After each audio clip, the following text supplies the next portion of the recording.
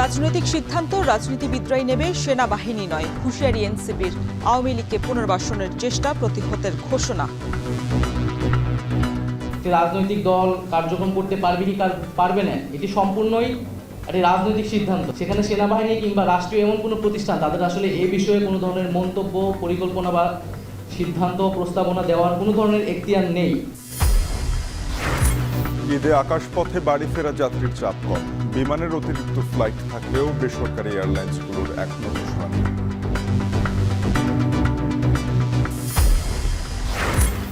ফসল নষ্ট করেই সুনামগঞ্জের হাওরে সড়ক নির্মাণ, ক্ষতিপূরণ না পাবার অভিযোগ কৃষকের। অপরিকল্পিত উন্নয়নে বিপর্যয়ের শঙ্কা। খোলা আকাশের নিচে ক্ষুধার যন্ত্রণা নিয়ে ভুগছে গাজাবাসী, তারা করছে ইসরায়েলি হামলায় জীবন হারানোর ভয়।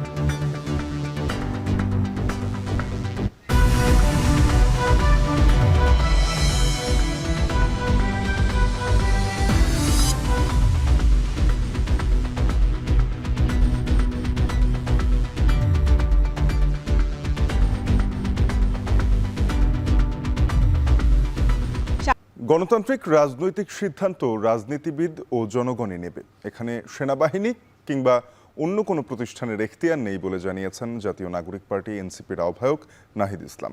শুক্রবার রাতে জরুরি সংবাদ সম্মেলনে তিনি কথা বলেন। এ সময় দলের দক্ষিণাঞ্চলের মুখ্য সংগঠক হাসনাত আবদুল্লাহ জানান, আগে আওয়ামী লীগের দৃশ্যমান বিচারের পর অন্য কোনো আলোচনা হলেও হতে পারে। বিস্তারিত শাহাদাত আবদের প্রতিবেদনে। চলমান রাজনৈতিক প্রেক্ষাপট নিয়ে জরুরি সংবাদ সম্মেলনের আয়োজন করে জাতীয় নাগরিক পার্টি। তাই রাজধানীর বাংলা মোটরে তাদের নিজস্ব কার্যালয়ে দলের নেতাকর্মীদের অপেক্ষা। শুরুতে সদস্য সচিব আক্তার হোসেনের সঞ্চালনায় দলের আহ্বায়ক নাহিদ হোসেন লিখিত বক্তব্য পাঠ করেন। আওয়ামী লীগকে নিয়ে প্রধান উপদেষ্টার বক্তব্যের সমালোচনা করেন তিনি। সম্প্রতি অন্তর্বর্তীকালীন সরকারের প্রধান উপদেষ্টা মন্তব্য করেছেন, আওয়ামী লীগ নিষিদ্ধের কোনো পরিকল্পনা সরকারের নেই। আমরা তার এই বক্তব্যের নিন্দা জানাই।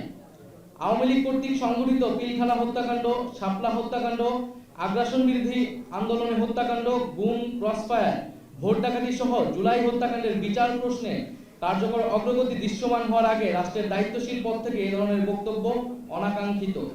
নাহিদ ইসলাম বলেন, গণতান্ত্রিক রাজনৈতিক সিদ্ধান্ত রাজনীতিবিদরা এবং জনগণ নিবেন, সেনাবাহিনী বা অন্য কেউ নয়। নির্বাচন বা একটি রাজনৈতিক দল কার্যক্রম করতে পারবে কি পারবে না, এটি সম্পূর্ণই একটি রাজনৈতিক সিদ্ধান্ত এবং এই সিদ্ধান্ত নেওয়ার এখতিয়ার কেবল মাত্র সরকার, রাজনৈতিক দলগুলো, বিদ্যমান রাজনৈতিক দলগুলো এবং জনগণের রয়েছে। সেখানে সেনাবাহিনী কিংবা রাষ্ট্রীয় এমন কোনো প্রতিষ্ঠান তাদের আসলে এই বিষয়ে কোনো ধরনের মন্তব্য, পরিকল্পনা বা সিদ্ধান্ত প্রস্তাবনা দেওয়ার কোনো ধরনের এখতিয়ার নেই। পরে সাংবাদিকদের প্রশ্নের জবাবে হাসনাত আবদুল্লাহ বলেন, সবার আগে গণহত্যার জন্য আওয়ামী লীগকে দল হিসেবে শাস্তি দিতে হবে। 5ই আগস্ট পরে আওয়ামী লীগের নাম, মার্কা এবং আদর্শ এই তিনটাই হচ্ছে অপ্রাসঙ্গিক। এখন এটাকে যদি বিদেশি ষড়যন্ত্র অথবা দেশীয় কোনো ষড়যন্ত্র বা এজেন্সি থেকে কোনো ধরনের এখানে অপচেষ্টা চালানো হয়, সেক্ষেত্রে আমরা সাধারণ মানুষের কাছে কমিটেড। আওয়ামী লীগকে পুনর্বাসনের চেষ্টা প্রতিহত করা ও দলটির বিচারের দাবিতে এনসিপি বিক্ষোভ কর্মসূচি অব্যাহত থাকবে বলেও জানান দলের সদস্য সচিব। এনসিপির সমর্থক, শুভাকাঙ্ক্ষী এবং সারা দেশের সকল ছাত্র জনতাকে আমরা আহ্বান জানাই, আওয়ামী লীগের বিচার এবং নিবন্ধন বাতিলের দাবিতে সারা দেশে এনসিপির নেতৃত্বে ছাত্র জনতাকে সাথে নিয়ে বিক্ষোভ কর্মসূচি অব্যাহত থাকবে। আওয়ামী লীগ নিষিদ্ধে সব রাজনৈতিক দলকে ঐক্যমত গড়ে তোলার আহ্বান জানান এনসিপির নেতারা। ব্যবস্থা থেকে বাংলাদেশকে মুক্ত করেছিল। শাহাদাত আবদুল্লাহ, এখন ঢাকা। আওয়ামী লীগকে ফেরাতে আবারও ষড়যন্ত্রের রাজনীতি চলছে, কোনোভাবেই তাদের পুনর্বহাল করতে দেয়া হবে না বলে হুঁশিয়ারি দিয়েছে ইনকিলাব মঞ্চ এবং জুলাই জনতা। দুপুরে ঢাকা বিশ্ববিদ্যালয়ে আওয়ামী লীগের বিচার এবং নিষিদ্ধের দাবিতে বিক্ষোভ মিছিল করে সংগঠন দুটির নেতাকর্মীরা। এদিকে আওয়ামী লীগের পুনর্বাসন জনগণ মেনে নেবে না বলে ফেসবুক পোস্টে জানিয়েছেন বাংলাদেশ জামায়াতের আমির।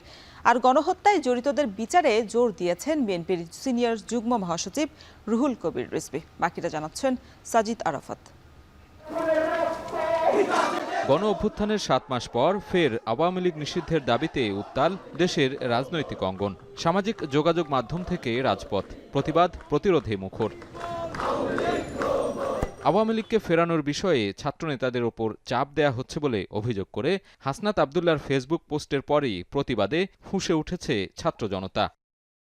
এ ঘটনায় মুখ খুলেছেন উপদেষ্টা আসিফ মাহমুদও। এক পোস্টে তিনি বলেন, গণহত্যার বছর না যেতেই আওয়ামী লীগকে ফেরানোর খায়েশ বিপজ্জনক।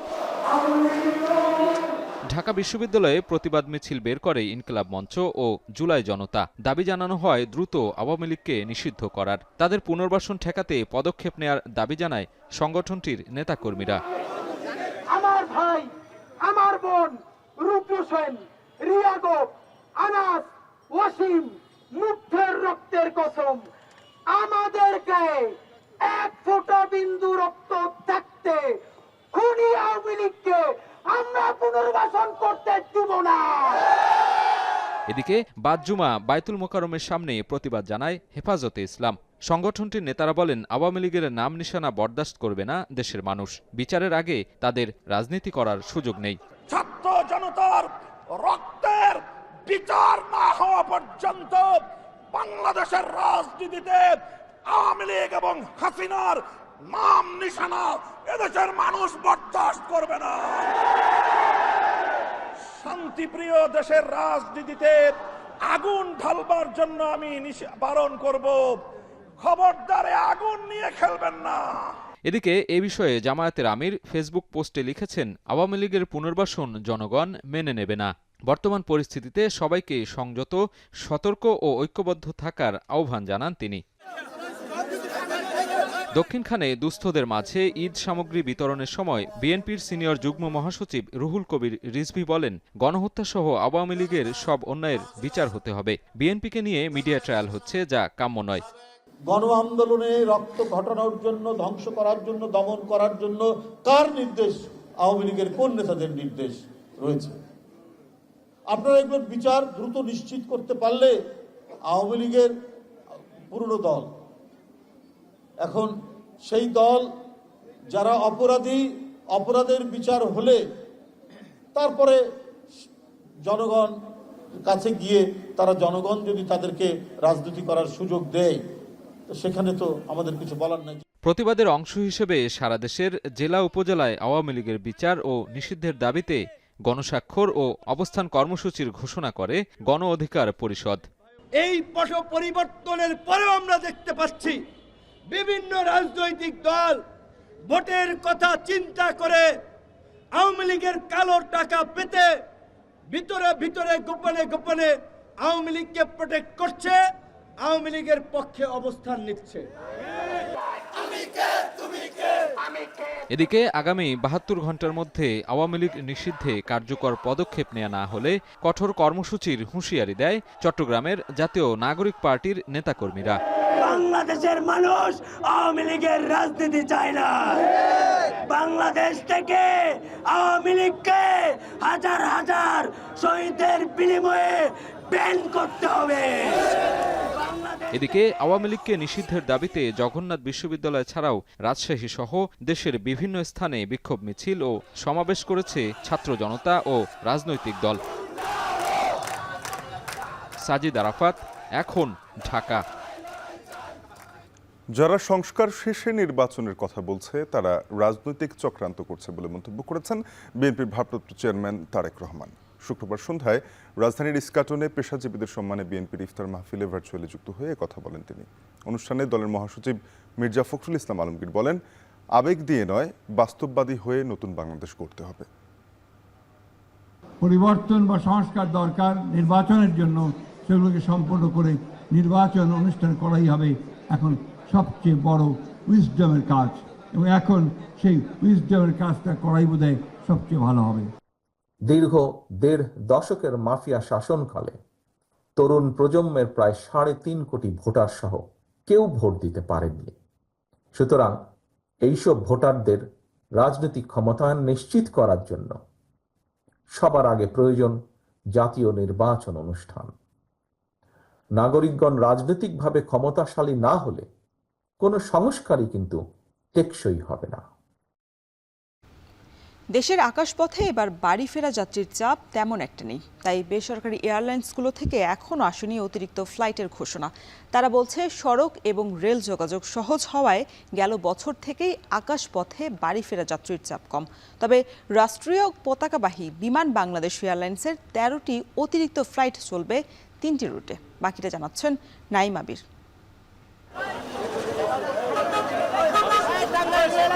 ঈদ এলে বাড়ি ফেরার এমন চিত্র খুব সাধারণ। সড়ক, রেল কিংবা জলপথ সবখানেই থাকে উপচে পড়া ভিড়। তবে গেল কয়েক বছর ধরে আকাশ পথেও থাকে ঈদ যাত্রার আমেজ।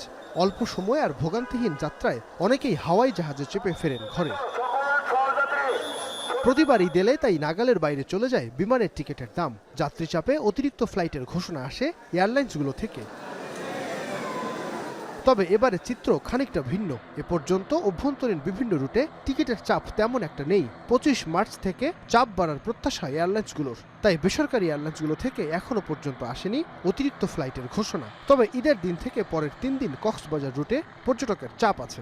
বাস্তবতা হচ্ছে যে বিগত বছরগুলোতে যেভাবে আসলে ঈদকে কেন্দ্র করে ঢাকা থেকে ঢাকার বাইরে যাওয়ার একটা প্রবণতা দেখা যেত, বিশেষ করে উত্তরবঙ্গের যে ডেস্টিনেশনগুলো আছে লাইক সৈয়দপুর, যশোর কিংবা দক্ষিণবঙ্গের বরিশাল, যশোরে, এই যে ডেস্টিনেশনগুলোতে আসলে চলতি বছর আসলে সেই ধরনের একটা হিউজ একটা প্রেশার আসলে যাত্রী চাপটা দেখছি না, যার ফলশ্রুতিতে আমরা কিন্তু এবছর কোনো ধরনের কোনো এক্সট্রা ফ্লাইট আসলে প্রোভাইড করিনি। এয়ারলাইন্সগুলো বলছে সড়ক ও রেল যোগাযোগ সহজ হওয়ায় গেল বছর থেকেই আকাশপথে বাড়ি ফেরা যাত্রীর চাপ কম। আগে যে প্রবলেমটা ছিল ঢাকা থেকে কক্সবাজার যেতে আসলে অনেক একটা লম্বা সময়ের ব্যাপার ছিল, রাস্তাঘাটে অনেক ধরনের হ্যাসেল ছিল, যানজটের ব্যাপার ছিল। উত্তরবঙ্গের কথা বলেন আপনি, সে মানে দেখা গেল যে 12, 14, 15 ঘন্টাও লেগে যেত, সেখানে ট্রেনের অ্যাভেলেবিলিটি আসলে ছিল না। সব কিছু মিলিয়ে আসলে আমি বলবো যে চলতি বছর আসলে সেটা অনেকটা আমি বলবো ওভারকাম করে আসলে রোড ট্রান্সপোর্ট এবং রেলওয়ের যে মানে বেনিফিটগুলো আছে, আমি বলবো যে সেই জায়গাটা অনেক বেশি কমফোর্টেবল হওয়ার কারণে আসলে সেটারও একটা প্রভাব আসলে এয়ার কানেক্টিভিটিতে পড়েছে বলে আমার কাছে মনে হয়। তবে ব্যতিক্রম রাষ্ট্রীয় পতাকাবাহী বিমান বাংলাদেশ এয়ারলাইন্স। ঢাকা থেকে সৈয়দপুর, রাজশাহী ও বরিশাল রুটে তাদের অতিরিক্ত 13টি ফ্লাইট চলবে। চাপ থাকে দেখি তো আমরা ফ্লাইটটা বাড়ালাম আর কি, ওই কাভার দেওয়ার জন্য। চাপ থাকে, যাওয়ার সময় একটু চাপ আসছে আমাদের। রাজশাহীতে আমাদের নর্মালি হচ্ছে কি সপ্তাহে 4টা ফ্লাইট, সেই জায়গায় আমরা প্রত্যেকদিনই দিচ্ছি 25 তারিখ থেকে ধরতে গেলে, আর 30 তারিখে তো 2টা ফ্লাইট দিচ্ছি। বরিশালে আমাদের সপ্তাহে 3টা ফ্লাইট, সেই জায়গায় আরও একটা ফ্লাইট বাড়ালাম ঈদের চাপটা সামলানোর জন্য। আর সৈয়দপুরে প্রতিদিন একটা করে যায়, সেই জায়গায় আমরা 2টা করে দিলাম। প্রতিবার ঈদে দেশের যাত্রীদের বিদেশ যাত্রার প্রবণতা দেখা গেলেও এবার সেখানেও ভাটা। তবে মধ্যপ্রাচ্য থেকে দেশে ফেরা যাত্রীর চাপ আছে। নাইম আবির, এখন, ঢাকা। সুনামগঞ্জের শান্তিগঞ্জে হাওরের বুক চিরে প্রায় 4 কোটি টাকা ব্যয়ে তৈরি হচ্ছে চলাচলের রাস্তা। আর এতে নিঃস্ব হয়েছেন উপজেলার হাসনাবাদ, জামলাবাজ ও উজানিক গাঁও সহ 6 গ্রামের লক্ষাধিক কৃষক। হাওরের মাঝে এমন অপরিকল্পিত সড়ক এ অঞ্চলের কৃষিতে বিপর্যয় ডেকে আনবে বলে মনে করছেন সংশ্লিষ্টরা। লিপসন আহমেদের তথ্য ছবিতে প্রতিবেদন।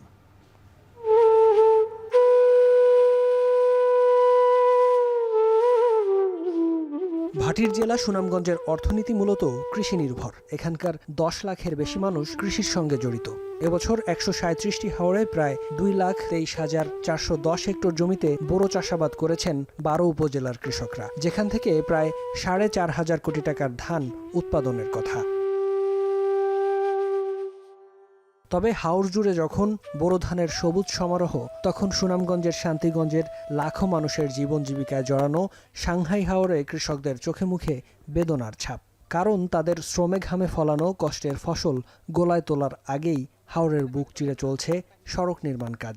4 কিলোমিটার লম্বা সড়কে জমির ক্ষতিপূরণ তো দূরে থাক, যে ফসল নষ্ট হচ্ছে তার জন্য কৃষকদের কিছু বলার প্রয়োজন মনে করছেন না সংশ্লিষ্টরা।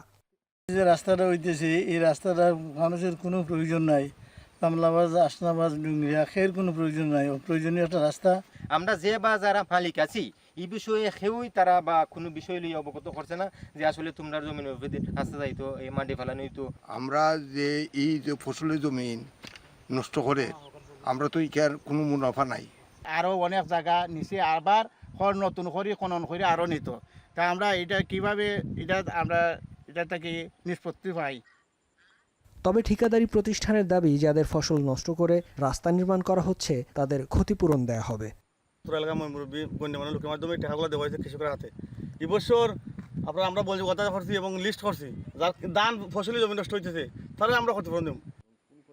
হাওরের মাঝে রাস্তা নির্মাণের ফলে বর্ষা মৌসুমে পানির স্বাভাবিক প্রবাহ বাধাগ্রস্ত হওয়ার পাশাপাশি উজানে দেখা দেবে চরম জলাবদ্ধতা। এছাড়া হাওরে জীববৈচিত্র্য হুমকির মুখে পড়ার পাশাপাশি কমবে মাছের উৎপাদনও।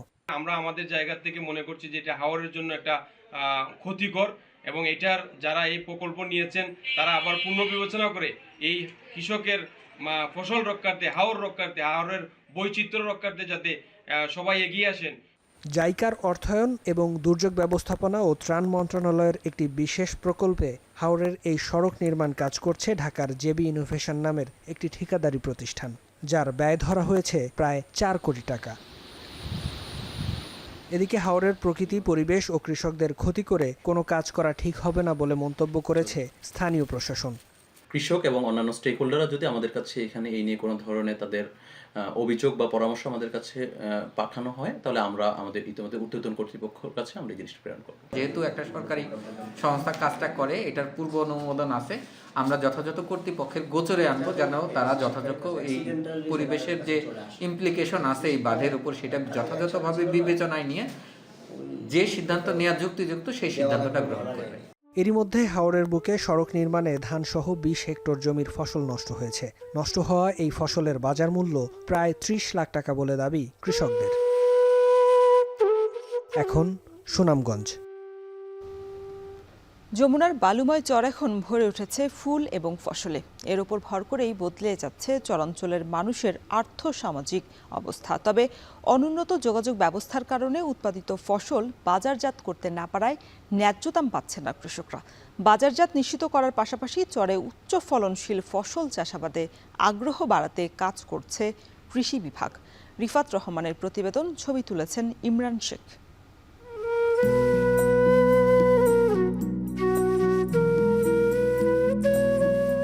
সবুজের চাদরে ঢেকে গেছে যমুনার বুকে জেগে ওঠা দুর্গম ম্যাসরার চর। মরিচ তুলতে ব্যস্ত কৃষাণীরা। চরে উৎপাদিত মরিচ আকারে পরিপুষ্ট ও রং ভালো হয়, চাহিদাও বেশ। চলতি মৌসুমে জেলার চরাঞ্চলে 1540 হেক্টর জমিতে মরিচের আবাদ হয়েছে। বিঘায় 15,000 টাকা খরচ করে ফলন পেয়েছেন 10 থেকে 12 মন শুকনো মরিচ। প্রতি মন শুকনো মরিচ বিক্রি করছেন 8 থেকে 9,000 টাকায়। এতে বিঘায় লাভ হচ্ছে 70 থেকে 80,000 টাকা। জেলার নদী তীরবর্তী 5 উপজেলার চরাঞ্চলের প্রতি জমিতে এখন বছর জুড়ে চাষাবাদ হচ্ছে ধান, ভুট্টা, গম, সরিষা, মরিচ, বাদাম, টমেটো ও মাসকালাই সহ নানা ফসল। উৎপাদন খরচ কম হওয়ার পাশাপাশি ফলনও হচ্ছে ভালো। এই অঞ্চলের জমিগুলো তো আর ধুয়া মুয়া যায় না, নতুন কোনো বানের পানি আসে না, এই জন্য এখান দিয়ে পরিষ্কার পরিচ্ছন্ন থাকে, সার কম লাগে। 12-13 মরিচ হলে তারা 70 থেকে 80,000 টাকা মনে করে যে প্রতি বিঘে বেচা যাবে। জমিগুনা ভালো হয়, আর ভালো হওয়ার কারণে ধীরে ধীরে জমিগুনাতে ফসল অনেক সুন্দর হয়। চর অঞ্চলের মানুষ আগের তুলনায় অর্থনৈতিক অবস্থার দিক দিয়ে অনেক উন্নত হয়েছে, অনেক এগিয়ে গেছে। চাষিদের অভিযোগ, চরাঞ্চলের অনুন্নত যোগাযোগ ব্যবস্থার কারণে ব্যাহত হচ্ছে বাজারজাতকরণ প্রক্রিয়া।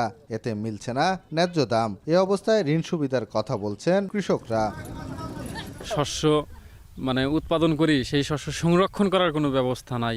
আমাদের যোগাযোগ ব্যবস্থা, রাস্তাঘাট খারাপ হওয়ার কারণে আমরা যতটা আশা করি, আমরা যতটা উৎপাদন করি ওই অনুযায়ী লাভ আমরা পাই না। বাজারজাতকরণের জন্য যদি আমরা সরকার মহোদয় যদি আমাদের একটু সহযোগিতা যেভাবে হোক প্ল্যান করে যদি করতো, তাহলে আমাদের খুবই চরটা উন্নত হয়ে যাবে। কৃষি বিভাগ বলছে, চরাঞ্চলে উচ্চ ফলনশীল ফসলের চাষে আগ্রহ বাড়াতে কৃষকদের দেওয়া হচ্ছে পরামর্শ।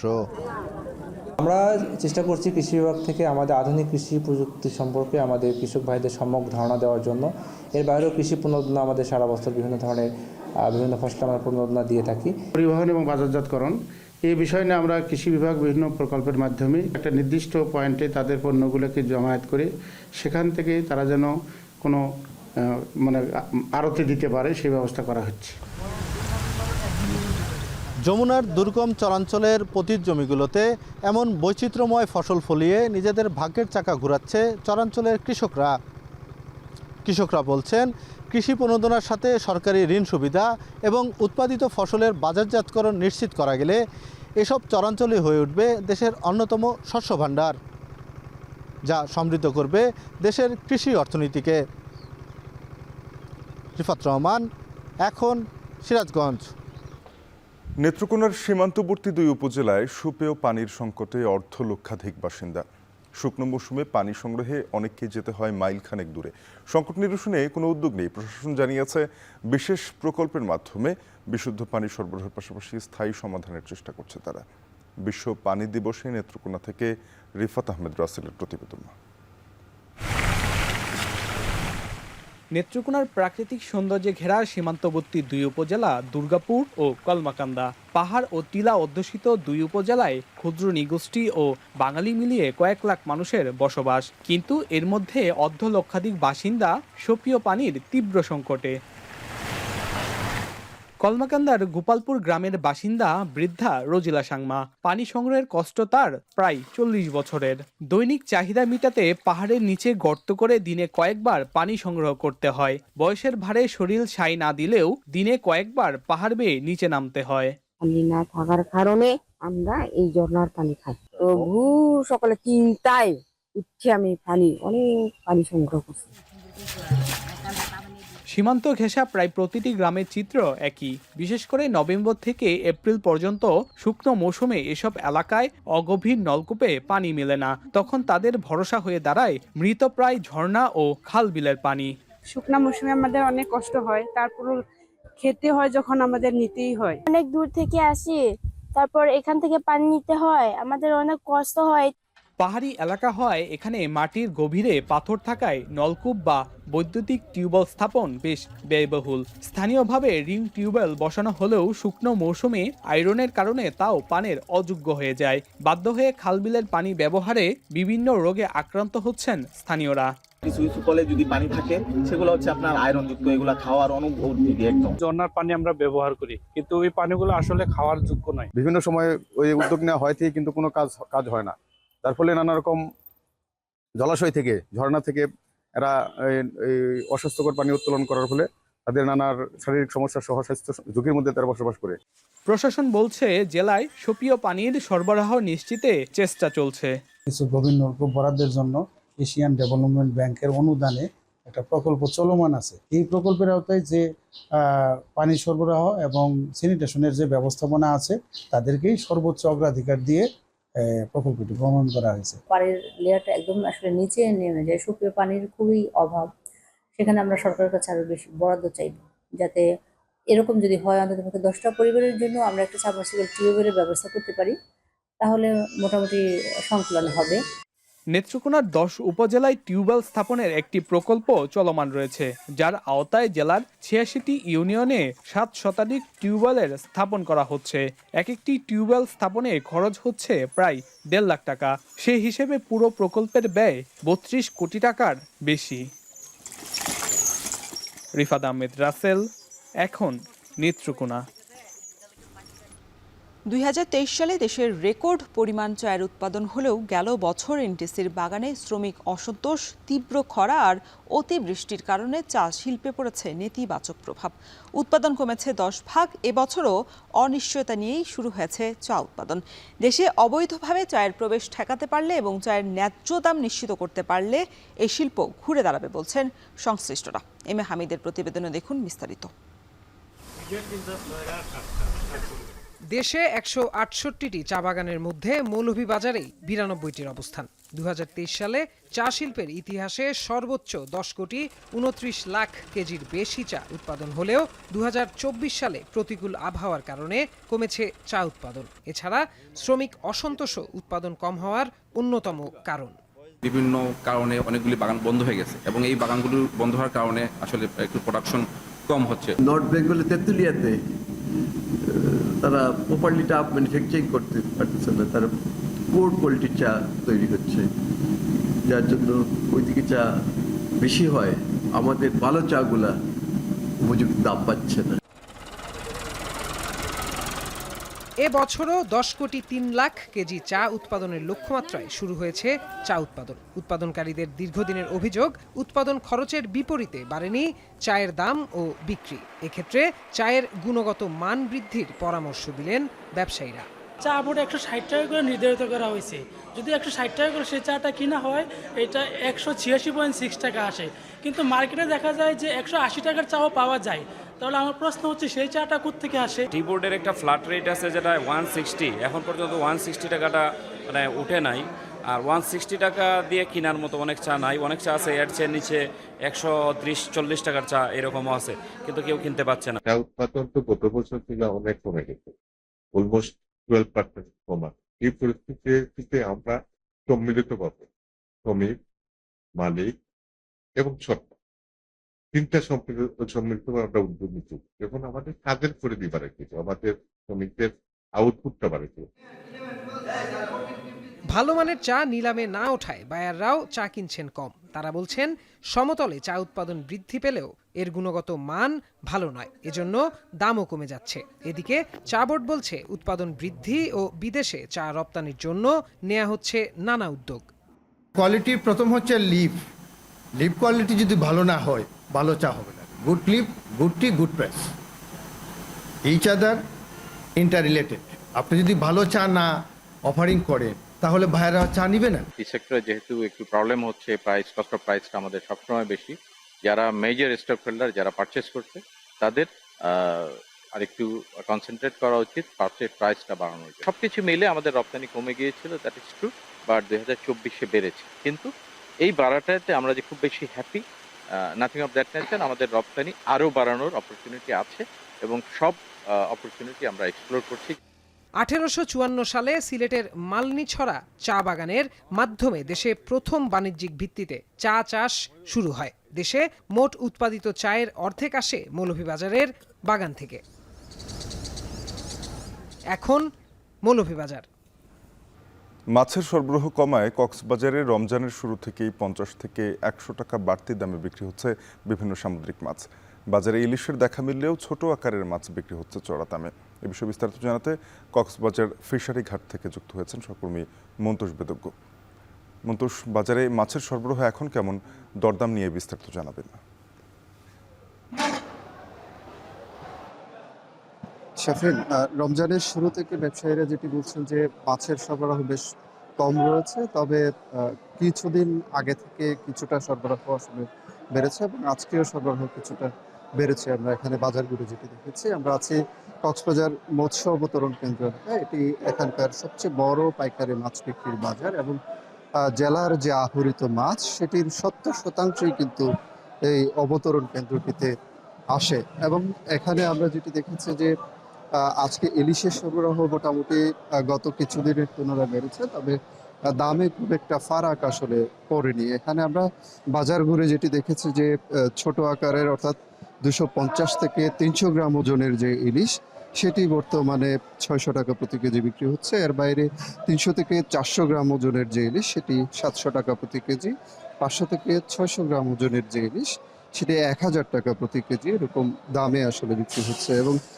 রমজান জুড়ে আসলে মাছের যে সরবরাহ কমার কথা বলা হচ্ছিল ব্যবসায়ীদের পক্ষ থেকে, সেটি সরবরাহ কমেছে। তবে আমরা বাজার ঘুরে যেটি দেখেছি যে গত এক সপ্তাহের কথা যদি বলি, সরবরাহ আগের তুলনায় অনেকখানি বেড়েছে, কিন্তু দামের যে ফারাক সেটি আসলে সেভাবে কমে আসেনি। আমরা এখানে বাজারে অন্যান্য মাছের যে দাম সেটি যদি বলি, এখানে ফুল পোয়া বিক্রি হচ্ছে আকার বেঁধে 500 থেকে 550 টাকা প্রতি কেজি, লাল পোয়া বিক্রি হচ্ছে আকার বেঁধে 250 থেকে 300 টাকা প্রতি কেজি, সুরমা বিক্রি হচ্ছে 300 থেকে 320 টাকা প্রতি কেজি। এর বাইরে তাইল্লা বিক্রি হচ্ছে 650 টাকা প্রতি কেজি। বড় আকারের যে রিটা সেটি বিক্রি হচ্ছে 600 থেকে 650 টাকা প্রতি কেজি। ছোট রিটা বিক্রি হচ্ছে 350 থেকে 400 টাকা প্রতি কেজি। এর বাইরে খুচরা বাজারগুলোতে চাষের মাছের যে সরবরাহ সেটি বিক্রি হচ্ছে, রুই বিক্রি হচ্ছে 280 থেকে 320 টাকা প্রতি কেজি, কাতাল বিক্রি হচ্ছে 280 থেকে 320 টাকা পর্যন্ত প্রতি কেজি। এভাবে সব মাছের দাম আসলে 50 থেকে 100 টাকা পর্যন্ত বাড়তি রয়েছে, যেটি রমজানের শুরুতে আসলে বাড়তে শুরু করেছে এবং এখন পর্যন্ত সেই দামই অব্যাহত রয়েছে। এতে ক্রেতাদের মাঝে আসলে নাবিশ্বাস রয়েছে সেটি বলা যায়। তারা এখানে মাছের দাম কমানোর যে প্রবণতা সেটি যাতে আসে সেটিই তারা বলছিলেন। এই ছিল সফিন, আমার কাছে সবশেষ। সহকর্মী মন্তোষ বেদজ্ঞ যুক্ত হয়েছিলেন কক্সবাজার থেকে। এবার অন্য প্রসঙ্গ। জনবল সংকটে ব্যাহত হচ্ছে সাতক্ষীরা সদর হাসপাতালের সেবার মান। বিশেষজ্ঞ চিকিৎসক না থাকায় সেবা প্রত্যাশীরা সঠিক চিকিৎসা পাচ্ছেন না। প্যাথোলজি সেবা, গুরুত্বপূর্ণ অপারেশন বন্ধ থাকার পাশাপাশি পর্যাপ্ত ওষুধও পাচ্ছেন না এসব রোগীরা। তবে হাসপাতাল কর্তৃপক্ষের দাবি, সীমিত জনবল দিয়েই রোগীদের সর্বোচ্চ সেবা দেওয়ার চেষ্টা করছেন তারা। আরও জানাবেন আহসান রাজীব, ক্যামেরায় ছিলেন মাসুদ রানা। যে কোনো রোগে আক্রান্ত হলে মধ্যবিত্ত আর নিম্নবিত্তের ভরসা সরকারি হাসপাতাল। সাতক্ষীরা সদর হাসপাতালের বহির্বিভাগের এমন দীর্ঘ সারি নিত্যদিনের। বিশেষজ্ঞ চিকিৎসক না থাকায় দীর্ঘ অপেক্ষার পরও সেবা না নিয়েই ফিরে যেতে হয় রোগীদের। দীর্ঘদিন ধরেই হাসপাতালটির সার্জারি, মেডিসিন, গাইনি, অর্থোপেডিক্স এবং চক্ষু বিভাগের ২৭টি পদের বিপরীতে ১২টি গুরুত্বপূর্ণ পদ শূন্য। চিকিৎসক সংকটে যে কোনো রোগের চিকিৎসাপত্রই দিচ্ছেন একজন মেডিসিন বিশেষজ্ঞ, আর জরুরি বিভাগ সামলাচ্ছেন কয়েকজন মেডিকেল অফিসার। এছাড়াও মেডিকেল টেকনোলজিস্ট, ফার্মাসিস্ট, নার্স সহ বিভিন্ন বিভাগে আছে জনবল সংকট। গরিব মানুষ, আমরা আসছি যাকে সরকারিতে অল্প খরচে হওয়ার জন্য। এখন সেই রিপোর্ট করার জন্য যদি আমার বাইরে যেতে হয়, তাহলে আমার যে সরকার এসে লাভ কি? সকাল 10টাতে এসে এই পর্যন্ত দাঁড়ায় রয়েছি, এখনো কখন বাড়ি যাব, কখন কি করব, এখনো কোনো সিরিয়ালের কোনো সীমা নেই। ডাক্তার দেখছি, তবে ডাক্তার একটু বেশি হলে ভালো হয় আমাদের জন্য। হাসপাতালটিতে ভর্তি প্রায় ৩০০ রোগী। এছাড়া বহির্বিভাগে চিকিৎসা নিতে আসেন ৪০০ থেকে ৫০০ রোগী। প্যাথোলজি সেবা, গুরুত্বপূর্ণ অপারেশন বন্ধ থাকার পাশাপাশি পর্যাপ্ত ওষুধ পাচ্ছেন না রোগীরা। বাধ্য হয়ে বেসরকারি ক্লিনিকে যেতে হচ্ছে রোগীদের। এই সুযোগে বেড়েছে দালালের দৌরাত্ম্য। দালালেরা ডেকে আর এক জায়গায় নিয়ে যায়, সেখানে কোনো কাগজপত্র নেই, বলে এখানকার ডাক্তার ভালো না, ওই জায়গার ডাক্তার ভালো। রিপোর্টগুলো যাতে এখান থেকে করতে পারে, ওই বর্তমান গভর্নমেন্টের কাছে দাবি যেন তারা এইগুলো করে। আমরা আশা করি অনতিবিলম্বে যাতে এখানে মেডিসিন এবং গাইনি বিভাগে ডাক্তার দেওয়া হয়। সিভিল সার্জন বলছেন, চিকিৎসক ও জনবল সংকটের বিষয়ে একাধিকবার ঊর্ধ্বতন কর্তৃপক্ষকে অবহিত করা হলেও কোনো কার্যকর পদক্ষেপ নেওয়া হয়নি। এই মুহূর্তে যতটুকু সংকট আছে, এটা যদি আমরা কয়েকজন আউটডোর মেডিকেল অফিসার পাইতাম, তাহলে আমাদের এই সংকটটাও থাকতো এবং আমরা আরও ভালো চিকিৎসা দিতে পারতাম আশা করা যায়। আমাদের নার্স, পর্যাপ্ত সংখ্যক নার্স আছে, তৃতীয় শ্রেণীর কর্মচারীও মোটামুটি ভালোই আছে। চিকিৎসা সেবায় সাতক্ষীরা সদর হাসপাতালের এমন সংকট কাটাতে কর্তৃপক্ষের কার্যকর পদক্ষেপের দাবি রোগী ও স্বজনদের। আহসান রাজীব, এখন সাতক্ষীরা।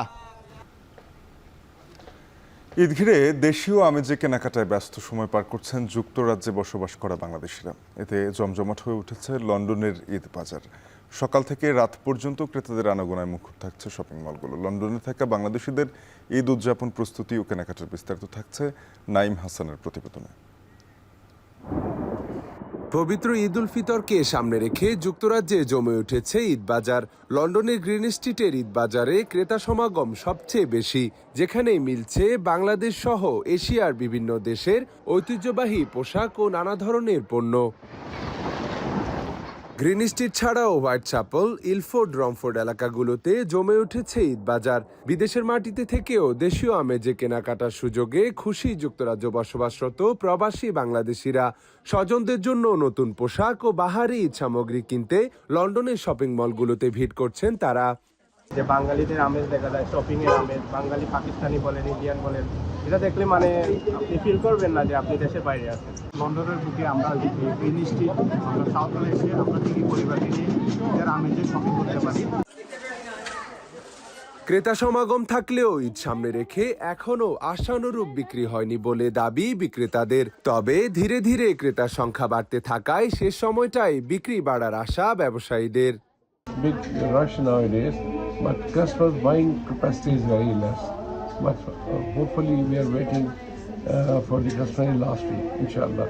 হ্যাঁ ইনশাআল্লাহ আমাদের শুরু হয়ে গেছে ঈদের বাজারটা বেশ ভালোই সাড়া পাচ্ছি আমরা এবং নতুন অনেক কালেকশন আসছে। বিদেশে দেশীয় পোশাক সহ সবকিছু মিললেও বাংলাদেশে কাটানো ঈদ আনন্দ ভীষণ মিস করেন প্রবাসীরা। অনেকেই পরিবারের সঙ্গে ঈদ উদযাপনে দেশে ফিরলেও জীবনের তাগিদে ইচ্ছে থাকা সত্ত্বেও বেশিরভাগ রেমিটেন্স যোদ্ধারই সম্ভব হয় না দেশের মাটিতে ঈদ আনন্দে মেতে ওঠার। নাইম হাসান, এখন যুক্তরাজ্য। এবার জানাবো খেলার খবর। এএফসি এশিয়ান কাপ 2027 বাছাইয়ের ভারত ম্যাচের জন্য শিলংয়ে প্রথম অনুশীলন সেরেছে বাংলাদেশ জাতীয় ফুটবল দল। নেহরু ইউনিভার্সিটি ফুটবল গ্রাউন্ডে ঘণ্টা খানেক অনুশীলন করে টিম বাংলাদেশ। তবে অনুশীলন ভেন্যু নিয়ে হতাশ কোচ হ্যাভিয়ার ক্যাবরেরা। এরপরেও দলের খেলোয়াড়দের ওপর আস্থা রেখেই জয়ের দিকেই নজর কোচ এবং খেলোয়াড়দের। বাকিটা জানাচ্ছেন ওয়াসিউল হক পান্থ। এভাবেই অনুশীলন মাঠের সুযোগ সুবিধা নিয়ে অসন্তুষ্টি ঝাড়লেন বাংলাদেশের কোচ হ্যাভিয়ার ক্যাবরেরা। সৌদি আরবের তায়েফে 2 সপ্তাহের ক্যাম্পের পর ঢাকায় হামজা চৌধুরী সহ অনুশীলন। সুযোগ সুবিধার দিকে কোনো রকম কমতি রাখেনি বাংলাদেশ ফুটবল ফেডারেশন। ভারতের মাটিতে গিয়েই হলো ভিন্ন অভিজ্ঞতা। প্রথম অনুশীলন সেশন সারতে হয়েছে নেহু বিশ্ববিদ্যালয়ের মাঠে। স্থানীয় সময় বিকেল 4:30 থেকে ঘণ্টাখানেক চলেছে প্রথম দিনের অনুশীলন। মাঠের সমস্যা সমাধানে কোচ তাকিয়ে আছেন টিম ম্যানেজার ও বাফুফের দিকে।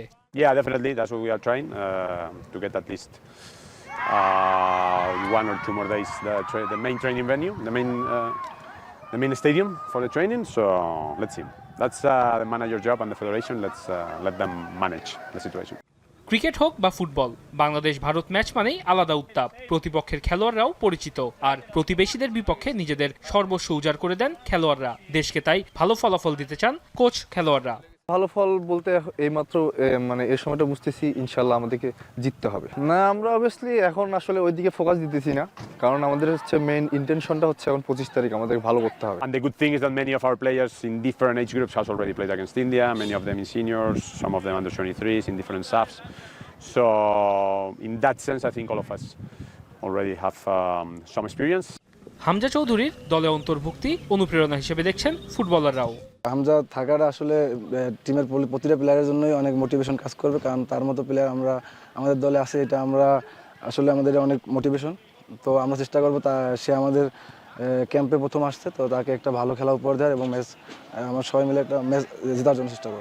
আগামী মঙ্গলবার সন্ধ্যায় শিলংয়ের জওহরলাল নেহরু স্টেডিয়ামে এএফসি এশিয়ান কাপ বাছাইয়ের সি গ্রুপের ম্যাচে মুখোমুখি হবে বাংলাদেশ ভারত।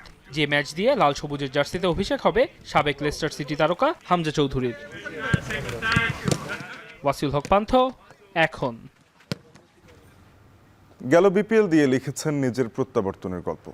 সাফল্যের ধারাবাহিকতায় চলতি ডিপিএলে পার্টেক্স স্পোর্টিং ক্লাবের অধিনায়কের দায়িত্ব পেয়েছেন সাব্বির রহমান। নতুন দায়িত্ব উপভোগ করলেও নিজের ফর্ম নিয়ে দুশ্চিন্তায় পড়েছেন এই হার্ড হিটার ব্যাটার। এদিকে ডিপিএলে খেলোয়াড়দের পারিশ্রমিক সংকট নিরসনে এখন টিভির ক্যামেরায় বোর্ড ও ক্লাব কর্তাদের দৃষ্টি আকর্ষণ করেছেন তিনি। বিস্তারিত রেদওয়ান শাওনের রিপোর্টে। চোখের আড়াল নাকি মানুষকে মনের আড়াল করে, তবে বহুল প্রচলিত এই প্রবাদটাই মিথ্যা প্রমাণিত হয় যখন তাতে জড়িয়ে পড়ে সাব্বির রহমান নামটা। জাতীয় দলের বাইরে আছেন 3 বছরের বেশি, তবে এখনও দর্শকদের মাঝে সাব্বির যেন এক ভালোবাসার নাম। বিপিএলে নিজের প্রত্যাবর্তনের পর চলতি ঢাকা প্রিমিয়ার লিগেও সাব্বির নাম লিখিয়েছেন পার্টেক্স স্পোর্টিং ক্লাবের হয়ে, যেখানে গায়ে চড়েছে ক্যাপ্টেনের আর্মব্যান্ডটাও। তবে নতুন দায়িত্ব উপভোগ করলেও ব্যাটে রান না আসায় চিন্তিত এই ক্রিকেটার। নতুন একটা অধ্যায় আমার জন্য, ক্যাপ্টেন প্লাস টিমটাও একটু নতুন জুনিয়র নিয়ে টিম করেছি আমরা, তো হোপফুলি ইনশাল্লাহ এখন পর্যন্ত আমরা রেজাল্ট করতে পারি নাই, তো আমার বিশ্বাস বাকি যে ম্যাচগুলো আছে ভালো করতে পারবো ইনশাল্লাহ। 2-3 ম্যাচ আমি নিজেতে আউট হয়ে গেছি, আসলে নিজের ভুলটা আসলে বুঝতে পারছি এবং সব কিছু আমার কাছে মানে সব প্রতিটা ম্যাচ প্রতিটা সেকেন্ড আমার লার্নিং আমার জন্য। তবে আক্ষেপ আছে চলতি বিপিএলে খেলোয়াড়দের পারিশ্রমিক ইস্যুতে। যে ক্রিকেটের ওপর নির্ভর করে ক্রিকেটারদের ঘর সংসার, সেই ক্রিকেটে আর্থিক সংকটের স্থায়ী সমাধান চান সাব্বির রহমান। এটা কষ্টদায়ক। দেখেন ঢাকা প্রিমিয়ার অনেক বড় একটি event, Dhaka premier league, Dhaka BPL অনেক বড় ইভেন্ট। এরা যদি আমাদের প্লেয়াররা যদি পরিশ্রমিক না পায় তাহলে অনেক প্লেয়ার কিন্তু খেলাধুলা ছেড়ে দিবে এবং অনেক প্লেয়ার খেলা ছেড়ে দিচ্ছে। বাট আমার কাছে মনে হয় যে এই বছরটা যা হয়েছে আগামী বছর থেকে যেন বিসিবি যেন একটু নজর দেয় এবং যারা প্লেয়ার ভালো তারা যেন বেস্ট পারফরমেন্সটা পায় আর কি। এদিকে জাতীয় দলের দীর্ঘদিনের সতীর্থ সাকিব আল হাসানের বোলিং অ্যাকশন উত্তীর্ণ হওয়ার খবরে স্বস্তি পেয়েছে সাব্বিরও। বারবার ব্যর্থ হয়ে সাকিবের এই ফিরে আসা শিক্ষা হিসেবে নিয়েছেন পারটেক্স অধিনায়ক। না দেখেন, এটা বড় প্লেয়ার, সাকিব আল হাসান অনেক বড় লিজেন্ড এবং অনেক বড় প্লেয়ার। উনি জানে উনি কি চায় এবং ওনার দ্বারা কি সম্ভব, উনি ছাড়া বেটারম্যান কেউ জানে না। ওনার যে প্ল্যান উনি ভালো জানে। তো আমার কাছে মনে হয় উনি কখনো গিভ আপ করে না, আর ফেল যতবারই করুক উনি শতবার ট্রাই করে। ওনার ট্রাইটা অনেক বেশি করে। 5-6জন যে সিনিয়র প্লেয়ার ছিলেন তাদের সাথে সবসময় আমরা শিখেছি, এখনও শিখতেছি। যারা সিনিয়র প্লেয়ার যারা আছেন শিখতেছি, অবশ্যই শিখা তো শেষ নেই। বাট হোপফুলি ইনশাল্লাহ এদের থেকে আমরা অনেক মেন্টালি বুস্ট আপ হয় আমরা অনেক। ডিপিএলে নিজের দলকে সম্মানজনক অবস্থানে নিতে চান সাব্বির। দলের সাথে নিজের রানে ফিরে টানতে চান মৌসুমের শেষটা। রেদওয়ান শাওন, এখন, ঢাকা। শেষ করব এখন বাজার। শিরোনামগুলো জানাবো আরও একবার। রাজনৈতিক সিদ্ধান্ত রাজনীতিবিদরাই নেবে, সেনাবাহিনী নয়, হুঁশিয়ারি এনসিপির। আওয়ামী লীগকে পুনর্বাসনের চেষ্টা প্রতিহতের ঘোষণা। রাজনৈতিক দল কার্যক্রম করতে পারবে কি পারবে না, এটি সম্পূর্ণই একটি রাজনৈতিক সিদ্ধান্ত। সেখানে সেনাবাহিনী কিংবা রাষ্ট্রীয় এমন কোনো প্রতিষ্ঠান তাদের আসলে এ বিষয়ে কোনো ধরনের মন্তব্য, পরিকল্পনা বা সিদ্ধান্ত প্রস্তাবনা দেওয়ার কোনো ধরনের এখতিয়ার নেই। ঈদে আকাশপথে বাড়ি ফেরা যাত্রীর চাপ কম। বিমানের অতিরিক্ত ফ্লাইট থাকলেও বেসরকারি এয়ারলাইন্সগুলোর এখনো উষ্মানি।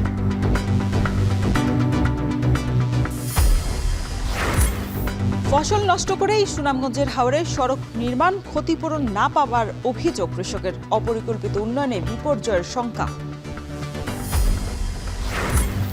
খোলা আকাশের নিচে ক্ষুধার যন্ত্রণা নিয়ে ধুঁকছে গাজাবাসী। তারা করছে ইসরায়েলি হামলায় জীবন হারানোর ভয়।